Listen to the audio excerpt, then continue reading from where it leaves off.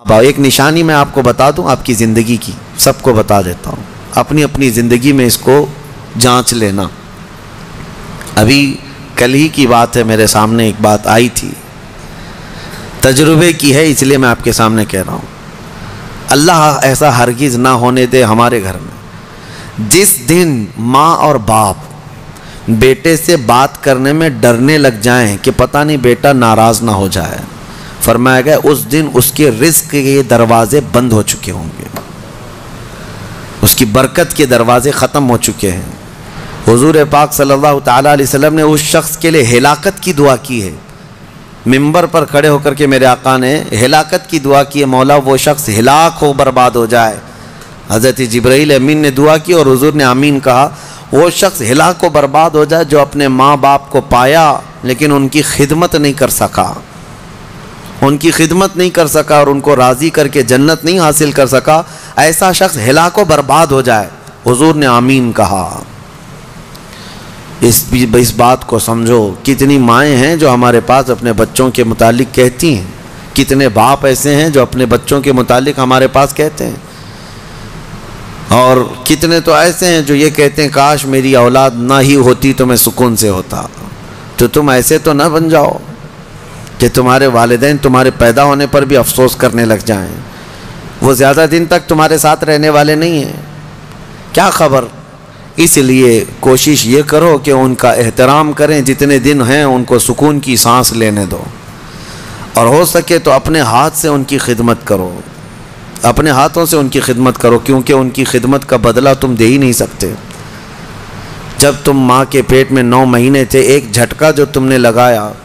تم 7 بار اپنی ماں کو حج کرا کر کے بھی اس جھٹکے کا اجر نہیں دے سکتے، اس کا بدلہ نہیں چکا سکتے۔ تم اپنی ماں کو کندھے پر بٹھا کر حج بھی کرا لو 7 مرتبہ، تب بھی تم اس کا وہ حق نہیں ادا کر سکتے۔ بہت بڑا عظیم حق ہے، اور کتنے ہلکے میں دھڑلے سے نوجوان اپنی ماؤں کو گالیاں تک دیتے ہیں، نعوذ باللہ۔ اور فرمایا گیا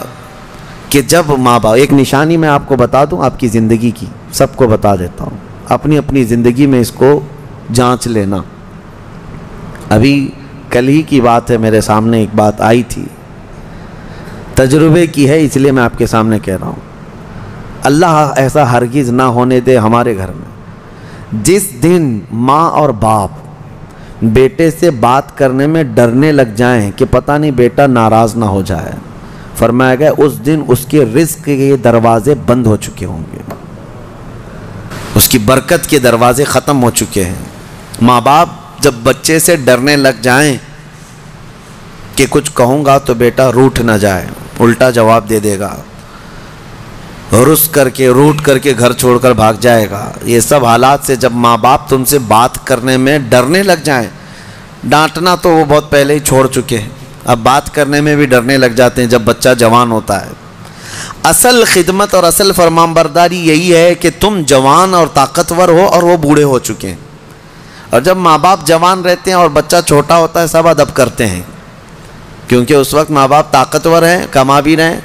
اور بچے کے اندر طاقت نہیں، وہ عزت ہی کرتا ہے، احترام کرتا ہے۔ اصل عزت اور احترام اس وقت ہے جب تم کما رہے ہو، طاقتور ہو گئے ہو اور ماں باپ بوڑھے ہو چکے ہیں۔ اب دیکھا جائے گا تمہارا امتحان کہ تم اپنے ماں باپ کے ساتھ اب کس طرح سلوک کرتے ہو۔ اللہ کریم ہم سب کو والدین کی فرما برداری عطا فرمائے، اور جن کے والدین موجود ہیں وہ خدمت کر کے وہ جنت حاصل کریں۔